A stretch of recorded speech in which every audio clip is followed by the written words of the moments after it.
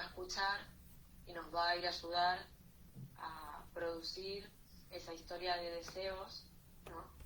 Ese inconsciente que poquito a poco el paciente en análisis va a ir construyendo.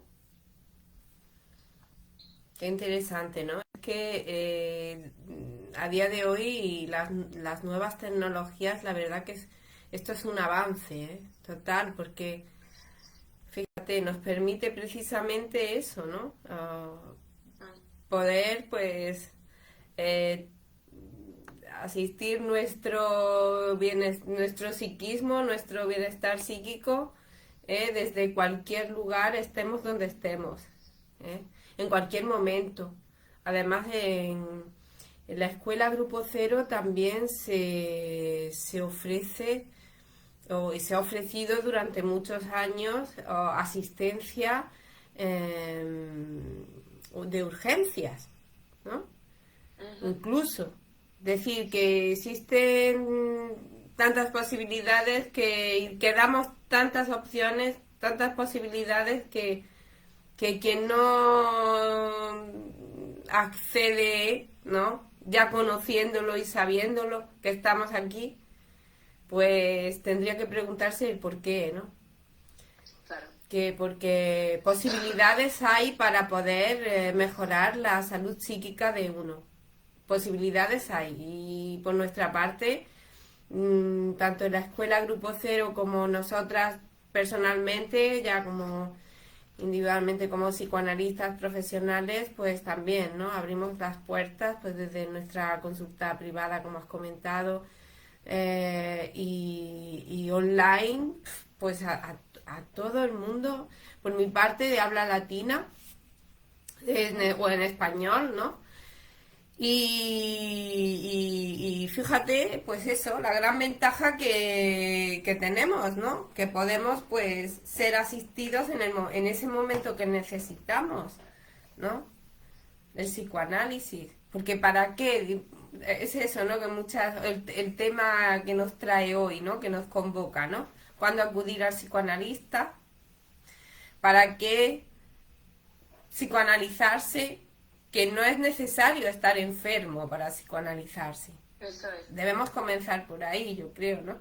Que no es necesario estar enfermo. Las personas sanas utilizan el psicoanálisis para poder, si están en un buen momento de su vida, en una buena etapa, pues para seguir evolucionando, desarrollándose y para seguir mejorando, ¿no?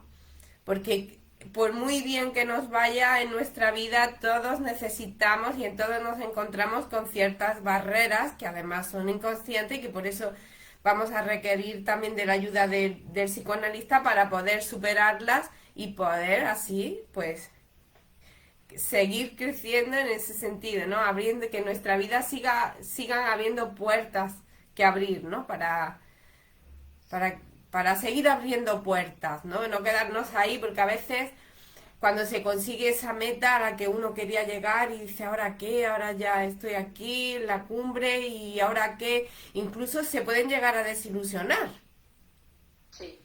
Habiendo conseguido ya eso que querían conseguir, porque claro, mientras estás en ese camino, en ese recorrido, tienes como ese empuje, como esa ilusión de quiero llegar, quiero conseguirlo, tal, ¿no? También se tiene ese empuje, ¿no? Pero después, cuando una vez se consigue, a veces existe también como, bueno, esa desilusión, o bueno, no sé cómo llamarlo, pero no sé, esa parte, ¿no? Del alma en la cual, claro, el deseo como parece que queda satisfecho, ¿no? En ese sentido, y dice, ¿ahora qué? Somos sujetos deseantes, que siempre necesitamos seguir deseando.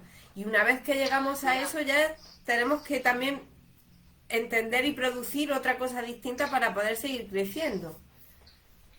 pensaba ahora que decías eso, que, que pueden pasar dos cosas, ¿no? Puede pasar aquello de que el que llega hasta ahí, eh, como que se ponga plof, ¿no? Después de encontrar eso, porque se quedó como sin un nuevo objetivo, ¿no? Pero yo creo que aquel que entiende, ¿no? Que el deseo es el motor, siempre es como que se va poniendo nuevos objetivos. Pero también puede ser que, que al llegar al objetivo, ¿no? Se saboree el camino, sino que se trabaje solamente para ese objetivo, y lo que suceda es que el objetivo no coincida con la expectativa, ¿no? Y que a la hora de llegar a ese objetivo el sujeto se desanime porque sea como... por eso, ¿no? Porque no coincida con la fantasía. Entonces hay que trabajar desde otro lugar. Digo, va a depender, es interesante lo que decís, porque va a depender cómo se posiciona el sujeto ante ese deseo, será una forma de trabajar u otra, ¿no? Cuando yo pensaba, cuando estaba trabajando este tema para sentarme a hablar contigo, pensaba que, bueno, que uno puede hacer un listado de cuáles son los temas que trata el psicoanálisis, ¿no? Que en definitiva son todos los que tocan al sujeto, porque el psicoanálisis viene a hablar de una cosa que es fundamental y que es su objeto de estudio, y que es el inconsciente, que nos habita a todos los sujetos, nos psicoanalicemos o no nos psicoanalicemos. La única diferencia está en que quien se psicoanaliza, ¿no? Se descubre en ese otro que lo habita a uno, empieza a encontrar ciertas respuestas o ciertas claves para entender algunas cosas, pero todos somos sujetos divididos, todos somos consciente e inconsciente. Entonces pensaba en lecturas de Freud, ¿no? En psicopatología de la vida cotidiana, en la interpretación de los sueños, en el múltiple interés del psicoanálisis, todas cosas que hemos comentado en nuestras charlas del ciclo anterior, ¿no? Y que tienen que ver inevitablemente porque nos muestran teóricamente cómo el psicoanálisis está en todas las cosas de nuestra vida cotidiana. Entonces, como bien decías recién, no hace falta estar enfermo para psicoanalizarse. Y también pensaba cuando decías eso, que quizás también habría que cambiar como un poco el significado de la palabra enfermo, ¿no? Porque cuando uno empieza a entender que no hace falta estar enfermo para psicoanalizarse, entiende que todos transitamos en algún momento una parte de enfermedad mental, porque todos en algún momento estamos psicóticos, o histéricos, o neuróticos. Por más estables, por mejor que esté nuestra salud mental, a todos nos pasan cosas. Entonces, si podemos desestigmatizar esta cuestión de la enfermedad mental, toleramos que a nosotros también nos pasan esas cosas, que somos sujetos de esas cosas, y podemos permitirnos darnos la licencia de ser enfermos mentales algunas veces, de tolerar eso, de pedir ayuda, y también ver a los demás como personas, ¿no? Como decimos siempre en la escuela, que el sistema, ¿no? El aparato psíquico no está roto, sino que la energía no fluye de la manera correcta. Claro, eso es que es muy interesante porque es muy diferente el abordaje que realizamos nosotros como psicoanalistas al que pueda realizar, por ejemplo, en la medicina, ¿no? ¿No? Que realiza la medicina dentro de su avance científico y su gran ayuda, por supuesto, pero en cuanto a enfermo psíquico, realiza un abordaje diferente, ¿no?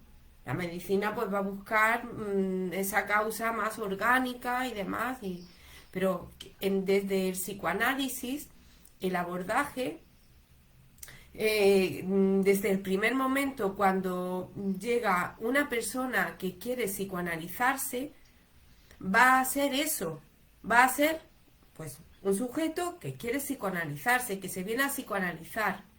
Y no va a ser tratado como un enfermo, sino como un sujeto psíquico, en el sentido, en primer lugar, el psicoanalista no va a realizar desde el principio, no va a realizar ningún diagnóstico, ¿no? Ya esa es la primera diferencia, podríamos decir, que se establece con respecto a la medicina tradicional o positivista que se viene ejerciendo, ¿no? Es que para poder ir diferenciando, no es decir que uno es mejor ni peor, porque cada uno tiene su abordaje diferente y son incluso complementarias, ¿no?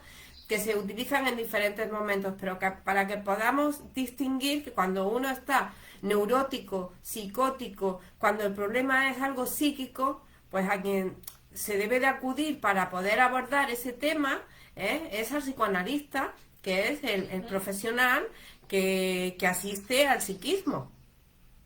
Es simplemente eso, ¿no? Y entonces es poder diferenciar un poquito, pues para que podamos entender, pues que eso, cuando a uno le duele las muelas tiene que ir al dentista, cuando a uno le ocurre otra cosa tiene que ir al profesional, pues que aborde pues ese cuadro de el que esté dedicado, ¿no? Entonces, en este caso, pues el psicoanalista, su abordaje, el abordaje psíquico que va a realizar sobre el sujeto, en primer lugar, no va a realizar, como comentaba, ningún diagnóstico, ¿no? Y eso ya va a suponer una gran ventaja para cualquier sujeto que ya de primeras queramos psicoanalizarnos y nos psicoanalicemos. Y la gran ventaja es que no nos va a dejar encerrados en ese diagnóstico, sino que el psicoanalista, el profesional, en este caso, nos va a dar la oportunidad de cambiar, de que si un día, porque claro, esto que comentabas también, no nos encierra en que somos en una enfermedad concreta, porque claro, psicótico no se es las 24 horas del día, ni neurótico. Nadie es las 24 horas del día un loco. Puede ser un instante, cuantitativamente, pues se diferencia precisamente en psicoanálisis, pues eso, como comentabas, cuantitativamente, ¿no? Que no es cualidad, que no es una cualidad, que no es algo que esté roto en el psiquismo, sino que en todos, tanto en los sujetos normales como en los sujetos neuróticos, funcionan los mismos mecanismos psíquicos, ¿no? Y claro, esto es tan interesante en ese sentido que la diferencia depende de la cantidad, ¿no? De la cantidad en la cual se está utilizando ese mecanismo, que a veces se está utilizando cierto mecanismo del aparato psíquico por exceso, se utiliza mucho ese aparato, esa energía se va a deslizar mucho ahí en ese funcionamiento, o por exceso o por defecto, o por poco, ¿no? Y entonces, claro, ahí después ese funcionamiento va a dar como producto efecto, pues ese síntoma, pues que después se puede cualificar, pues si son una serie de síntomas, pues de enfermedad, pero que desde el psicoanálisis el abordaje es diferente y no vamos a realizar ese diagnóstico, y precisamente eso es lo que nos va a dar el camino y esa puerta abierta para poder el sujeto que quiera transformarse, que pueda transformarse. Porque desde el mismo momento en que a ti te dicen, tú lo que tienes es esto, tú eres así, que hay personas que también sienten ese alivio, ¿no? Cuando le dan el diagnóstico, sí. Incluso vienen buscando, pero es que yo quiero saber qué es lo que tengo, ¿para qué? Sería la pregunta, ¿para qué quieres saber lo que tienes? ¿Para quedarte ahí? ¿Para decir que tú eres de esta forma? ¿Para no darte la posibilidad de cambiar, de ser otra persona? Si precisamente esa búsqueda de saber qué es lo que tienes y qué eres y qué es lo que te tiene encasillado ahí o encasillada en la enfermedad. Date la posibilidad de abrir algo nuevo en tu vida, de ser algo distinto, de pronunciar otras frases, otras palabras, ¿no? Y es ahí precisamente donde se va a dar a la persona la oportunidad de eso, de ser un otro distinto, ¿no? Claro, creo que es interesante lo que decís porque bueno, tiene muchas vertientes. Es decir, cuando uno puede acudir al psicoanalista por una cosa aparente, ¿no? Como decías al principio, porque no sabe cómo enfrentar un éxito, ¿no? Me imagino, no sé, algo laboral, la cuestión laboral laboral, por ejemplo, un ascenso o una cosa así que uno cree que le viene grande, ¿no? O cuestiones como la maternidad, la paternidad, digo, no estamos hablando de enfermedad, son circunstancias de la vida en las que uno, ¿no?, se ve como interpelado y no consigue como obtener las herramientas propias, ¿no? Y necesita que alguien lo acompañe, porque yo creo que lo interesante del psicoanalista es ese acompañamiento, como bien decías vos, ¿no? No existe ese diagnóstico, no porque no lo hace, sino porque el diagnóstico se va transformando. Digo, con las palabras que pronuncia el paciente, ese diagnóstico se transforma, ¿no? Uno puede llegar un día y estar neurótico y al día siguiente, a la sesión siguiente, no estarlo, como decías muy bien. Entonces se trata de lo que el paciente diga, de cómo llega a la sesión. Me parece que eso es interesante. ¿Y cómo llega a un análisis? Pero por lo general se llega con un tema de la conciencia, ¿no? Llega con este tema de no sé cómo enfrentar este ascenso, o me voy a casar. Aparentemente O, sí, parece eso, ¿no? claro, digo, llega con algo desde la conciencia. O me mudo de país, o no sé, cosas como muy de la conciencia, muy visibles, muy observables. Lo que es interesante es que luego, ¿no?, luego de que pasa esa angustia de esa punta del iceberg, ¿no?, en el análisis se va viendo que están todas esas cosas detrás. El otro día me pasó una cosa muy curiosa en una sesión de admisión, ¿no?, una primera conversación que siempre tengo con los pacientes potenciales que quieren iniciar. Siempre tenemos una primera charla, ¿no?, para conocernos, aunque sea en la virtualidad, para ponernos cara y saber quién está del otro lado, porque también es interesante, digo, tanto el paciente como el terapeuta nos tenemos que sentir cómodos, más que nada el paciente, ¿no? Y cuando terminábamos, me decía esta persona, qué curioso, porque no pensé nunca que iba a terminar hablando de esto, ¿no? Yo venía por X, terminé hablando de Z, y cuando vine nunca se me ocurrió que iba a terminar hablando de esto. Claro. Bueno, de eso se trata, ¿no? De cómo uno, en ese devenir de hablar, que lo hemos dicho muchas veces, ¿no?, pero la lógica es de hablar de aquello que nos pasa por la cabeza, sin prejuicios, sin censuras, y es ahí a donde se va construyendo. Entonces uno puede venir con el problema o con la cuestión, que no necesariamente tiene que ser un problema, que desee, ¿sí?, que va a ser siempre desde la conciencia. Lo maravilloso es que detrás de eso aparecen otras cosas, ¿no?, que nos van como desarmando ese ovillo hasta el meollo de la cuestión, ¿no? Lo que traemos es el síntoma, y lo interesante es que el síntoma puede ser ese ascenso que no nos toca el cuerpo, pero que es algo que nos convoca, es algo que nos interpela, que nos llama la atención, que nos mueve, que nos angustia, que nos genera cosas, ¿no?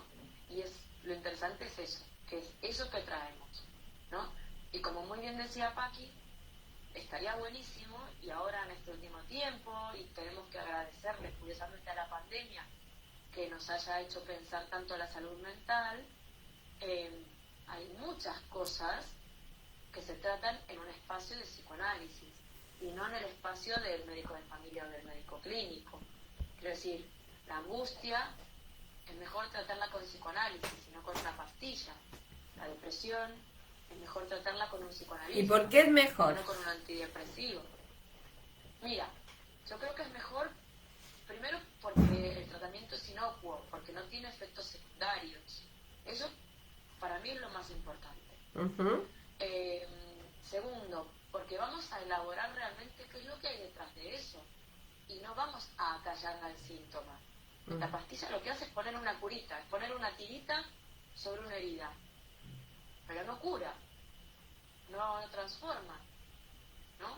Lo que necesitamos es transformar eso que le pasa al sujeto, entender, elaborar acerca de lo que le pasa a ese sujeto para que eso que no puede poner en palabras lo ponga en el cuerpo, ¿no? La semana que viene justo vamos a hablar de eso, de cuando el cuerpo habla, pero digo, lo importante es precisamente poder poner en palabras lo que nos pasa, que es muy difícil muchas veces, ¿eh?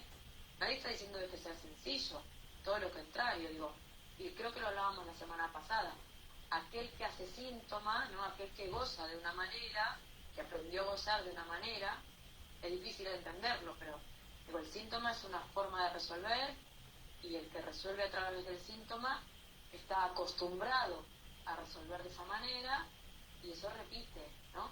Y transformar esa forma de resolver se transforma con trabajo en análisis. Y hay que desear hacer ese trabajo, ¿no? Dejar de padecer en el cuerpo o en el psiquismo y sacar eso, ponerlo en palabras y hacer otra cosa. Claro, porque además es que, claro, el síntoma es una resolución, es la resolución, pero tenemos que tener en cuenta que es la mejor solución que el sujeto ha tenido para poder expresar eso que le ocurre. Porque claro, es una cuestión de que tenemos que tener en cuenta que es algo que está en uno, pero que no hay palabras para poder describir eso que le ocurre. No existen palabras. En el psicoanálisis, bueno, en la teoría nos explica Freud que evidentemente es algo que no se puede poner en palabras hasta que uno elabora en su propio psicoanálisis eso, y que no se puede poner en palabras, que es un saber no sabido que hay en uno, que existe, que algo se sabe pero que está inconsciente, es decir, está reprimido. El síntoma es eso reprimido que retorna, ¿no? Y que claro, está reprimido por algo, está reprimido porque la persona no quiere saber nada de eso. Y claro, como no quiere saber nada de eso, pues es algo que se escapa a la conciencia y que va a aparecer en la conciencia, pero de otro modo. En lugar de aparecer en una frase, en una palabra, en una conversación, en lugar de poder expresarse o elaborarse o pensarse, pues es algo que la persona ha tenido que esconder, que reprimir, está censurado porque es intolerable para la conciencia. Es decir, es algo intolerable para la conciencia. Estaba de hecho, bueno, Freud nos explica muchos de los casos, ¿no? De sujetos que histéricos, en este caso, ¿no? Que ponen eso en el cuerpo, ¿no? Que a través de parálisis, porque no lo pueden expresar de otro modo, son, por ejemplo, la chica, aquella chica que estaba cuidando de su padre, que ya estaba pues a punto de morir, y resulta pues que ella estaba enamorada de un joven, que ese joven le propuso, surgió una cita entre ellos, ¿no? Y que precisamente ese día que habían quedado por vez primera, que la joven pues estaba tan ilusionada, con tantas ganas de salir de ese encuentro con este del enamorado, ¿no? Pues resulta que ese día precisamente pues el padre se empeoró, y la hija pues se tuvo que quedar, porque ella era la encargada de sus cuidados, se tuvo que quedar encargada de cuidarlo, y tuvo que, pues eso, no pudo salir con ese chico. Imagínense ahí, ¿no? Es que ahora se me está viniendo también al caso otro caso, ¿no? Que también se ve muy bien, ¿no? ¿Y qué ocurrió en este? Pues claro, la chica después fue que tuvo una parálisis en la pierna, ¿no? En la pierna, y después en la elaboración psicoanalítica, ¿no? Que después, tras su psicoanálisis, volvió a recuperar la movilidad en esa pierna, pero se vio que se le había paralizado, porque su padre pues se había apoyado en esa pierna, o sea, tenía como ese simbolismo, ¿no?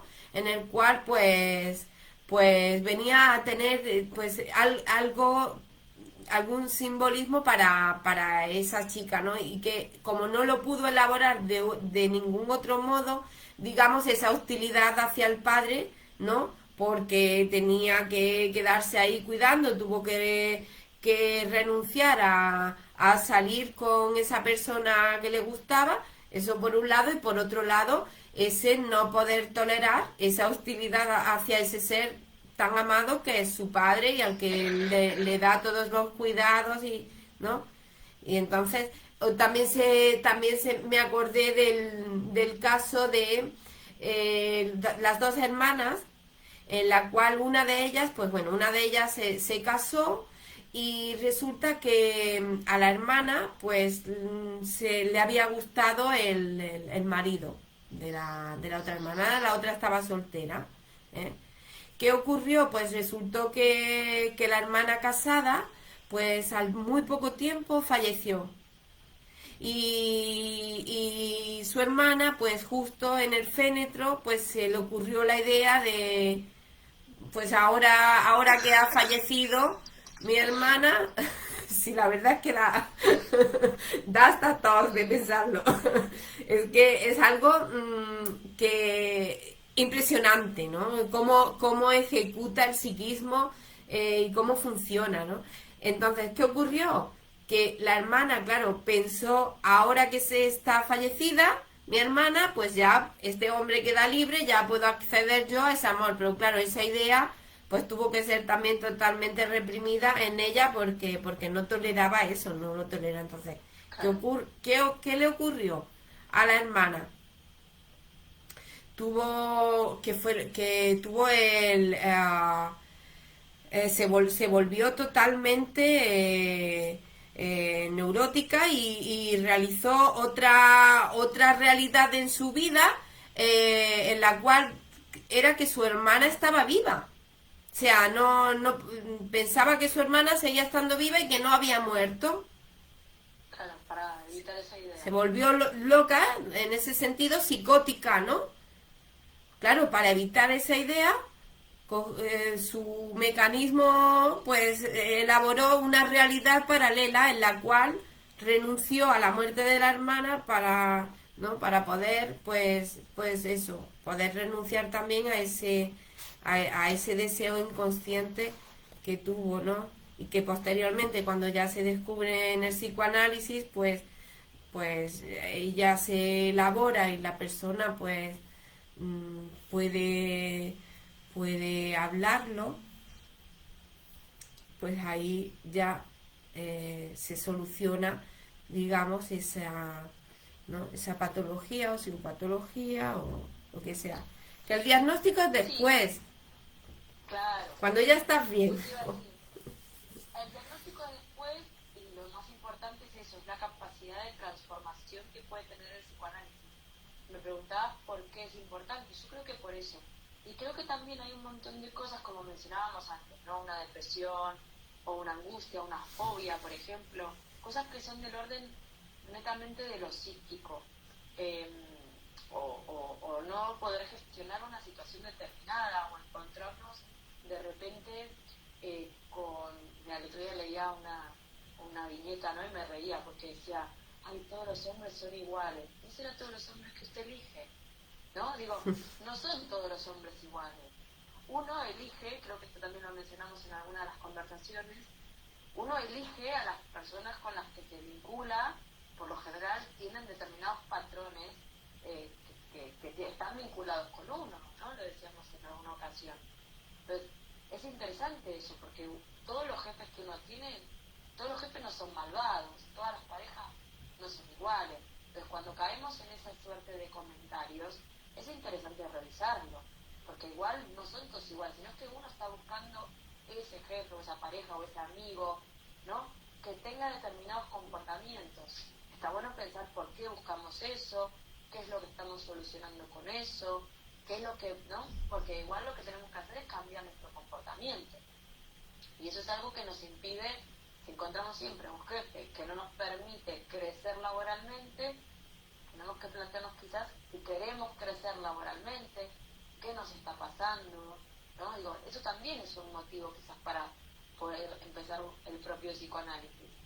Y también pensaba algo antes, mientras que te escuchaba, que hay muchas enfermedades orgánicas, ¿no? Que el paciente por lo general acude al médico, cambia de médico muchas veces porque los médicos no dan con el tratamiento adecuado. Entonces, en ese caso, quizás también habría que acudir al psicoanalista, ¿no? Porque hay muchas enfermedades orgánicas que tienen un gradiente muy, muy, muy, muy importante de cuestión psíquica, ¿no? Como bien decíamos antes, el síntoma se genera, ¿no? Cuando no le podemos poner palabras a eso que nos toca. Hablamos de síntomas cuando hablamos de neurosis, cuando hablamos de sueño y también cuando hablamos de úlcera. Una úlcera también tiene una porción muy importante de cosas psíquicas, ¿no? La úlcera no se nos genera a todos por las mismas cuestiones. Pensaba también en estas enfermedades como el colon irritable, por ejemplo, enfermedades que son nerviosas, ¿no? Como lo que acabamos de decir, las parálisis histéricas. O también pensaba antes todas las cuestiones que tienen que ver con los trastornos de alimentación. Por ejemplo, tanto aquel que no come como aquel que come en exceso. Las adicciones, ¿no? Nos hablan todas o responden todas a un mecanismo psíquico que no está funcionando de la manera adecuada, que se está estancando en algún sitio, que está queriéndonos decir algo, porque al final, ¿no? Somos humanos, nuestro organismo es una máquina, ¿no? Nuestro organismo biológico, que en muchos casos necesita una atención clínica, ¿no? Pero también tenemos que pensar que la psiquis y el cuerpo, ¿no? Y lo biológico no son entes separados, son entes que trabajan en equipo. Y eso es muy importante de pensar, porque si podemos entender eso, podemos entender también que ante una enfermedad orgánica también nos podamos apoyar en lo psíquico para que eso salga adelante. No digo una cosa o la otra, digo las dos cosas a la vez. Efectivamente, es que están totalmente interrelacionados. O sea, el psiquismo si lo biológico no es, y lo biológico si lo psíquico tampoco. Somos sujetos psíquicos. Y sujetos, cuando digo sujetos, somos sujetos a la palabra. Porque la palabra es eso que nos humaniza, ¿no? Que tampoco se trata de hablar por hablar, ni hablar con cualquiera. Que tenemos que tener en cuenta también a quién le estamos hablando. ¿Qué escucha? En el sentido de a quién le estamos hablando es porque ¿qué escucha nos ofrece? ¿No? ¿Desde dónde nos están escuchando? ¿Desde qué ideología nos están escuchando? ¿Desde qué filosofía nos están escuchando? ¿Desde qué ciencia nos están escuchando? En el caso del psicoanálisis, ¿no? Entonces, cuando uno va a hablar con otra persona, tiene que tener en cuenta primero eso, que la cura es, sí, en psicoanálisis se habla de la cura por la palabra, a través de la palabra, pero la escucha no es hablar con cualquiera, se necesita de esa escucha, de ese profesional que tenga esa escucha, que me está escuchando desde lo psíquico. Por ejemplo, el médico me va a escuchar un médico que no sea psicoanalista, que no tenga en cuenta lo psíquico, ¿no? Está escuchándome desde lo orgánico. Yo voy con una parálisis al médico y el médico lo primero, que al psicoanalista también, ¿no? En el sentido que lo primero que se tiene que descartar es lo físico, lo orgánico. Eso es lo primero que hay que descartar, ¿no? Que no ocurre nada a nivel orgánico. Pero es que, claro, pero es que la mayoría de las veces que existen este tipo de parálisis, todo lo psicosomático, ¿no? La úlcera, todo lo que no se le encuentra una causa, que se lleva tantos años buscando también a nivel de la medicina la causa y no se encuentra la causa. ¿Qué causa es? La causa es psíquica, su causa es psíquica. Pero claro, resulta un poco difícil de poder entender desde lo biológico, desde tan solo lo biológico, si no se incluye a lo psíquico, no se puede entender una parálisis histérica. Pero ¿cómo es que no se puede leer? Un médico no puede, un médico que no tenga esa escucha, que no tenga esa preparación, pues tampoco puede escucharlo eso. No puede, no... Bueno, no se puede leer ni una parálisis histérica ni tampoco una depresión, quiero decir. Claro, todo lo psíquico y la depresión más que más. Niveles químicos en una depresión que suplementen o complementen con algún tipo de medicación, pero la realidad, ¿no?, es que la medicación debe de tener un fin, ¿no? Digo, puede ser necesario en determinado momento para determinada cosa, pero no podemos condenar al paciente a estar medicado de por vida cuando existen alternativas reales y con efectos comprobables, ¿no?, que permiten al sujeto esa transformación y no tienen un efecto secundario, digo, porque los fármacos todos sabemos que tienen efectos secundarios, antes o después, digo, es estar metiendo un químico en el cuerpo. Entonces, y me quedé con una cosa que es importante, lo que decías antes de que el síntoma es una manera de resolver, y lo que decía yo, de que el psicoanalista no juzga ni dice lo que hay que hacer. Estamos poniendo aquí, tanto Paqui como yo, un punto de vista que tiene el psicoanálisis, ¿no? Pero lógicamente que dentro de la terapia cada paciente es libre de hacer lo que desee, es decir, que entienda que su manera de resolver es una determinada y está en análisis, irá transformando esa manera de resolver. Pero el psicoanalista no va a dar esa indicación, ni por un lado ni por el otro, sino simplemente es como esta práctica de la escucha, ¿no?, que es lo más importante. Lo que decíamos al principio, tanto ella como yo estamos en formación continua precisamente porque el psicoanalista tiene que estar formándose continuamente, el psicoanalista tiene que estar en su propio psicoanálisis, porque también es sujeto del lenguaje. Y una cosa que yo tenía apuntada que me parecía muy importante es que cuando el psicoanalista entra en sesión, es una posición, ¿no? Es como el cirujano que entra a operar, es una posición y ocupa esa posición con todas las herramientas tan delicadas que tiene el psicoanalista, ¿no?, que son la escucha, ¿no?, y ese momento de interpretación que es esa comunicación entre esos dos inconscientes, ¿no?, porque para interpretación es inconsciente. Es el taller, ¿no? Claro, el taller. Es algo muy minucioso, ¿no?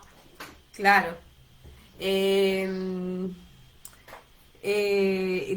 Iba a decir algo ahora mismo que exactamente no recuerdo qué era. Bueno, pues eso, precisamente, ¿no? Que es eso, es el taller donde uno viene a psicoanalizarse, que esa escucha, sí, ahora recordé, en el sentido que el psicoanalista no te dice lo que tiene que hacer, pero no es que no te diga lo que tenga que hacer, porque puede que en algún momento haya un paciente, uno de los pacientes, que la interpretación parezca que está diciéndole lo que tiene que hacer. En ese sentido, no. Lo que el psicoanalista no va a hacer es meterse en la vida de la persona. Es decir, le está totalmente prohibido, censurado, meterse en la vida de la persona, opinar de la vida de la persona, decir si eso está bien, si eso está mal, lo que está haciendo, no, tú haces esto mejor que lo otro, porque tal, porque cual, porque no existe una regla de qué es lo establecido, lo que es mejor o peor para cada uno, para cada persona. Eso es una construcción, un trabajo que tiene que realizar cada uno en su propia vida.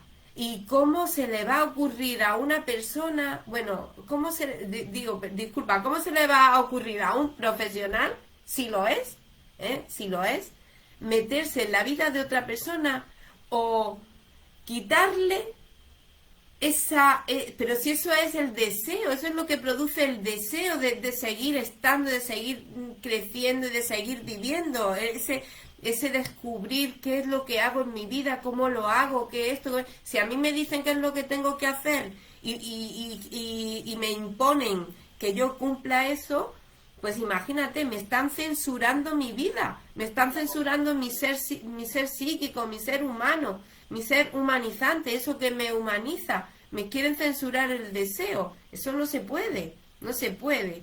Es decir, que quien haga eso, pues me parece que no es profesional en ese sentido, ¿no? Que uno puede dar un consejo, pero que no se puede imponer tampoco, porque imponer el bien deja de ser el bien, no se puede. No, porque además es interesante, cada sujeto tiene su tiempo, ¿no? No se puede apurar, ¿no? Eso es lo interesante. El tiempo del inconsciente es un tiempo diferente. Entonces, es la elaboración del paciente. El otro día también otro paciente me decía una cosa muy interesante y era que me decía, ¿no? Estaba muy contento del trabajo realizado y que en las últimas 2 semanas había sentido un cambio brutal, ¿no? Bueno, que habíamos estado trabajando mucho, pero que en las 2 semanas como que se había visto haciendo cosas distintas. Uh-huh. Y es interesante porque uno puede trabajar mucho tiempo, ¿no? Y sin embargo la interpretación viene a condensar un montón de cosas. Entonces, digo, el tiempo del inconsciente es un tiempo muy particular, que uno no puede apurar, no puede retrasar, no puede forzar, ¿no?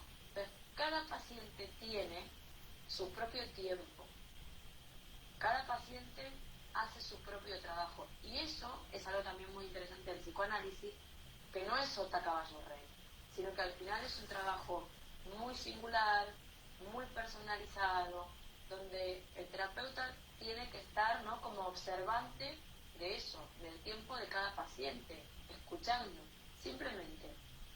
No hay problemas mayores ni problemas menores, cada uno tiene su propia complejidad, y será de eso de lo que se trate, de la propia complejidad del paciente, y de lo que el paciente quiera traer en cada sesión.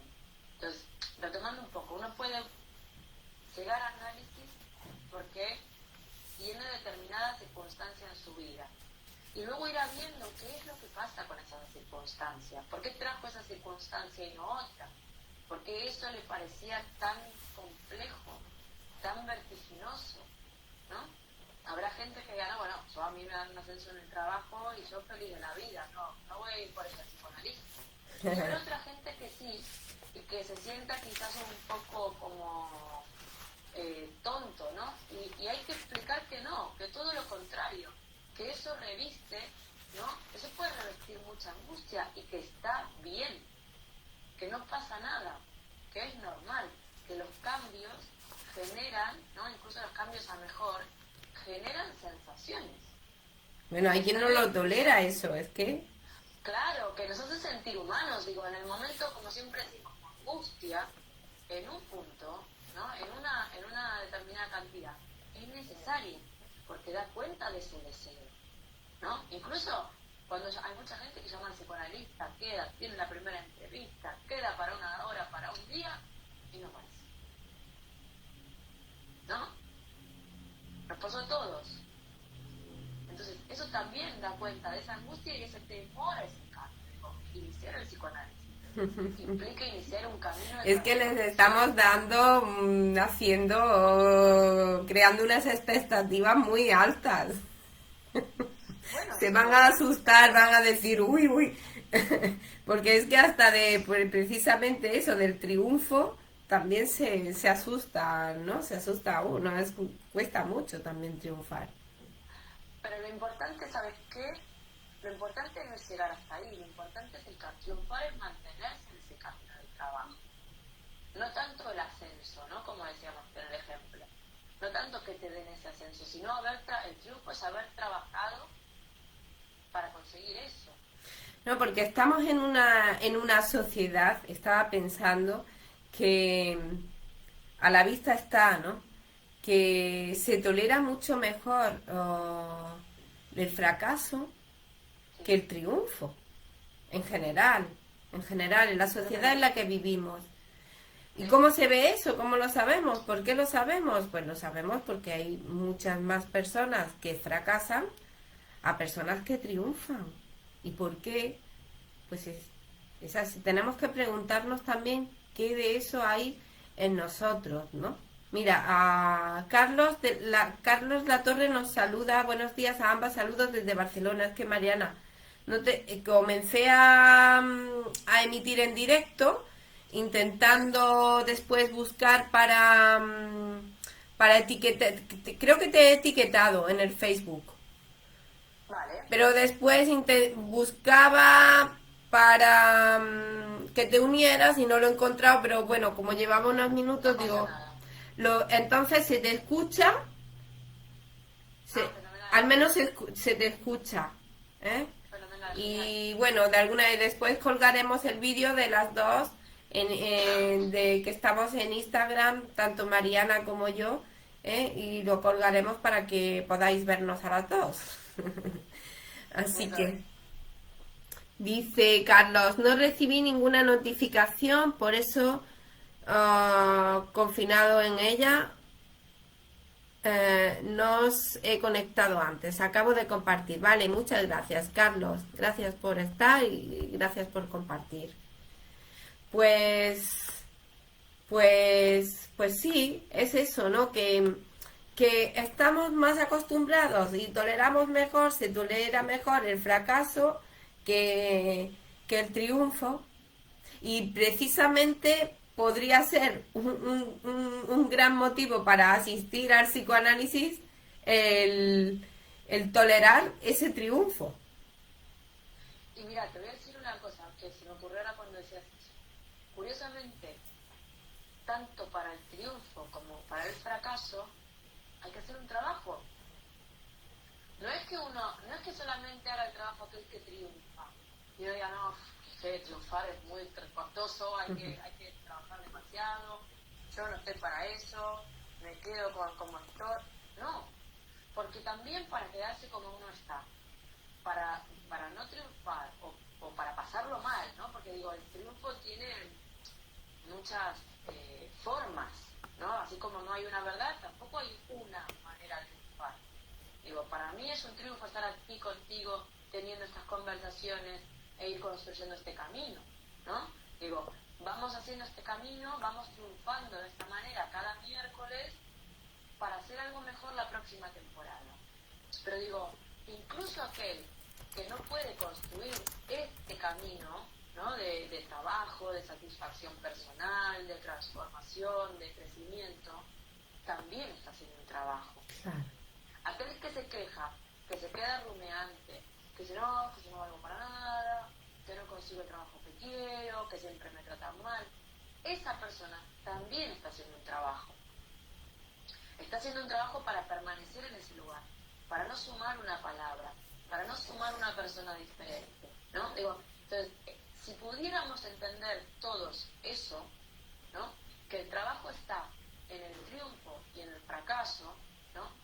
Si está en sublimar o en el síntoma, porque para generar el síntoma también hacemos un trabajo, entonces la gente se animaría más a triunfar, porque el gasto de energía psíquica es incluso más a la hora de pasarla mal, ¿no? A la hora de estar al gusto, porque, digo, hay un gasto de energía, hay un trabajo puesto ahí.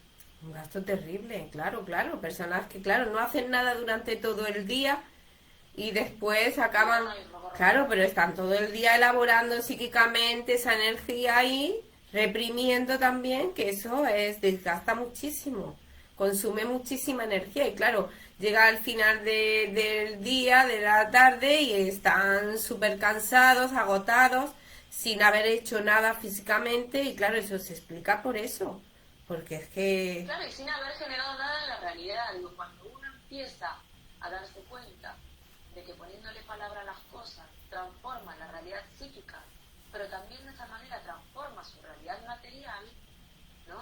Y va construyendo eso que quiere, eso que desea como realidad, se da cuenta de que la realidad también se transforma, que uno se puede transformar y que alrededor de uno las cosas también cambian. Sí, pero claro, fíjate que es súper complejo, porque esto que estamos diciendo es también lo que hace que muchas personas no quieran psicoanalizarse. Porque el psicoanálisis lo que nos viene a decir es que prácticamente en todo lo que hacemos, en todos los resultados de nuestra vida, en todo eso que se produce en nuestra vida, nosotros estamos implicados como sujetos psíquicos. Es decir, que el resultado sea bueno o sea malo, hemos hecho un trabajo para que eso se produzca. Y claro, eso es muy difícil, aunque uno se esté psicoanalizando incluso, de poder tolerar, porque hay muchas ocasiones en las que uno ve que claro pero vamos a ver, ¿cómo me estás diciendo que soy yo si la realidad, ¿sabes? La imagen que se desprende de la realidad, pues viene también como a mostrarte, ¿no? Que coincide, ¿no? Que viene también a mostrarte que es que en la realidad también se están dando una serie de sucesos que están produciendo que esa persona esté teniendo ese resultado en su vida, le esté yendo mal, por ejemplo, ¿no? Y dice, pero ¿cómo me vas a decir que esto solo depende de mí, ¿no? Si la realidad, lo que está pasando en mi vida, pues me está pasando esto. Y esto que me está pasando precisamente es que hace ya tiempo hubo una persona que me consultó, ¿no? Y demandaba eso. Demandaba que quería saber si esas cosas lo que a ella le ocurría, ¿no? Que estaba sumida en una depresión y estaba dando todas las causas, ¿no? Como la multicasualidad de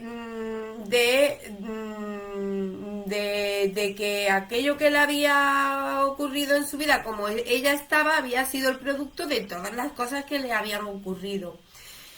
Pero ¿qué pasa? ¿Qué ocurre? Que tenemos que tener en cuenta que y saber que con todo eso que nos pasa en la vida, sea bueno o sea malo, entre comillas, por así denominarlo, porque en realidad no hay ni bueno ni malo, pero lo que tenemos que plantearnos es qué se hace con eso, porque puede que es verdad que en algún momento ocurra algo que, por ejemplo, una muerte de un ser querido, y qué se hace con eso, ¿no? ¿Qué se hace con eso? ¿Cómo se elabora? ¿Cómo se elabora? ¿No? Si te puede más la vida, o si te puede más esa persona que no está. ¿Cómo se elabora eso? Porque todo el mundo siente una pérdida, puede sentir una pérdida, ¿no? Pero llegado un momento, pasado un momento de duelo, ¿no? También pues la persona ya se tiene también que plantear, es también una decisión a veces inconsciente también, ¿no? Es inconsciente, por eso que necesitamos de otros.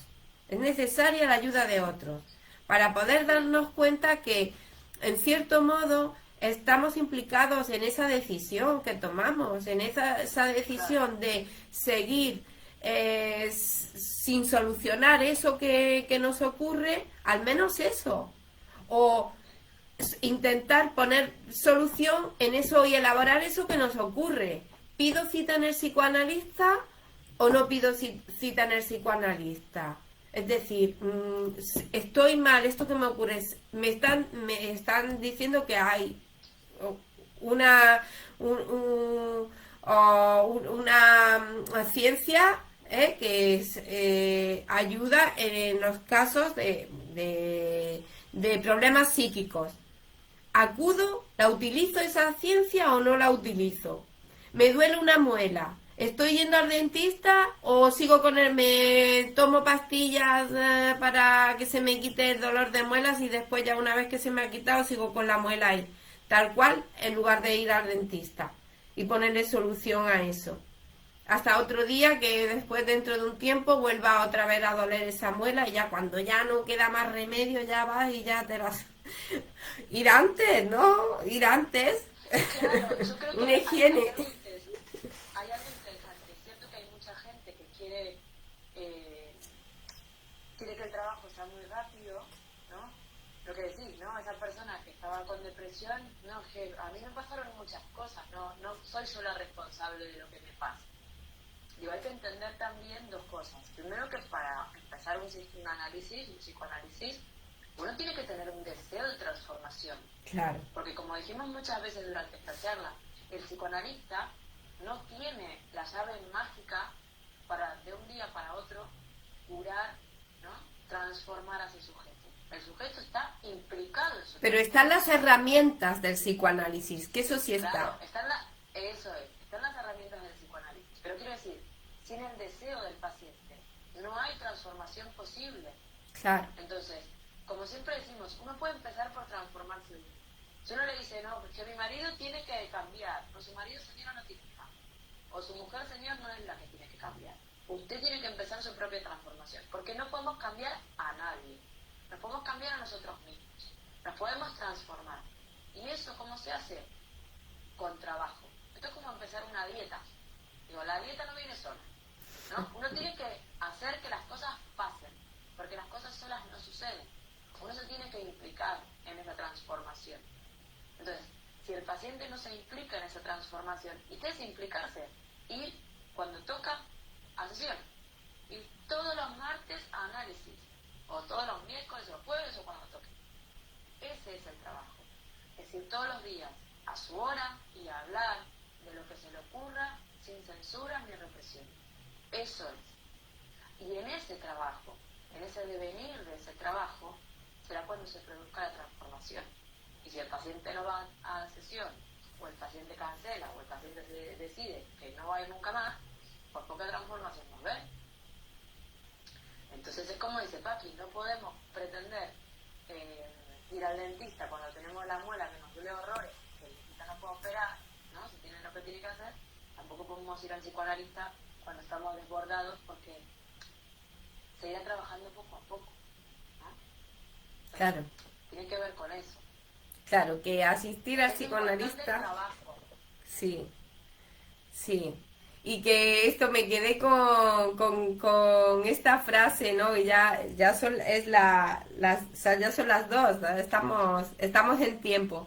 Pero quería comentar esto, ¿no? Añadir este comentario que me ha hecho mucha gracia, porque es verdad que hay muchas personas que dicen, no, es que yo quiero que mi marido se psicoanalice, yo quiero que mi mujer se psicoanalice, yo quiero que mi amiga, que mira lo que le pase, le vendría súper bien el psicoanálisis, y te vienen y te lo dicen. Pero ahí hay un deseo encubierto, el deseo de psicoanalizarse la propia persona. Es decir, cuando uno piensa en que otro se psicoanalice, es ese propio deseo, ¿no? que lo está proyectando en el otro. Claro, y también es importante que cuando uno empieza, ¿no? Cuando uno empieza su psicoanálisis, porque esto es como todo, se contagia el deseo, uno desea deseo. Si uno empieza el psicoanálisis y la mujer o el marido, cuando vea cómo se transforma, cuando vea lo bien que está, lo gozoso que se encuentra, probablemente le entre el deseo de psicoanalizarse también. Y si no, pues se lo pierde. Claro. Bueno. Así que bueno, yo creo que dimos unas cuantas pistas sobre cuándo empezar el psicoanálisis. De cualquier manera, tienen tanto el contacto de Paqui Robles como el mío personal. Pueden mandar mensajes por privado, tanto a Instagram como... Di tu teléfono, Mariana, di tu teléfono y yo digo el mío, por si quieren alguien contactar con nosotras de forma telefónica.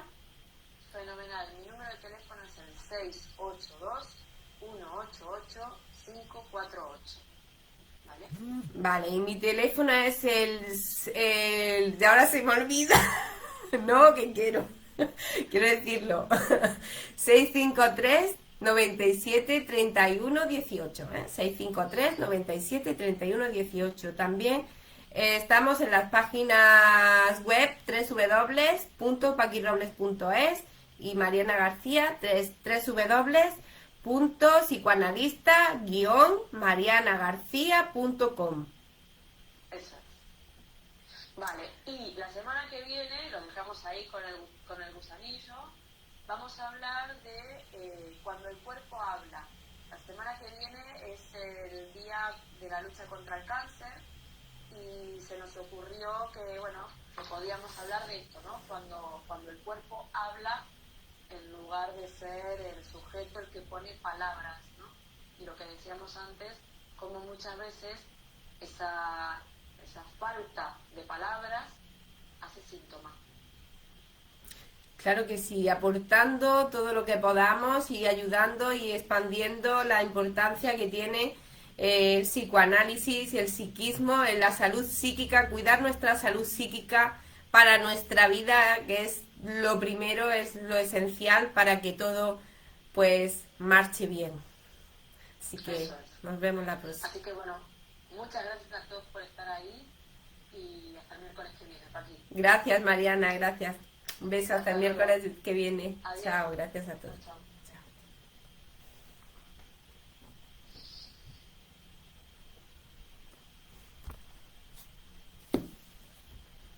Un saludo a todos, gracias.